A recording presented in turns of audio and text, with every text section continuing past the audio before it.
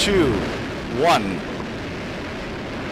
and liftoff. Something tells me we're going to have some of the same names because there aren't that many guys on this roster you would insist come back next year. This could have been just one. Number 3, I would say Cody Kessler.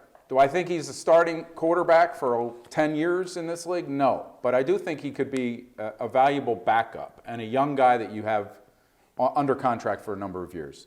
2 is Corey Coleman. We haven't seen what the guy can do this year, but if the route he ran against the Giants last week is any indication, I think that's why you want him back and you want him a healthy for a full year.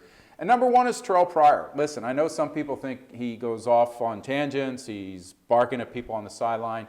You don't find that kind of skill everywhere in the NFL. That's the guy that I would want here if I were you, Jackson, for the next 4 or 5 years. Number 3 for me is Christian Kirksey at linebacker. Joe Thomas made a great point earlier this year about the middle class of football. You have to build up your middle class. Not superstars, but not rookies. I think Christian Kirksey is a great example of that. I'm not saying he's a Pro Bowler. He's a good, solid linebacker. Number 2, Coleman. Number 1, Pryor. We are at a point with the Browns, this franchise that had no receivers.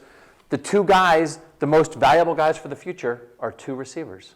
Yeah, it's a very interesting turn of events. Did you feel strongly about Pryor coming out of college as a quarterback in the league? I thought he could do it, yeah. Did you? I thought he was an unusual athlete who was rare in a lot of ways. Seriously, though, Pryor and Coleman as a pairing, if you get the right quarterback here, that's legit.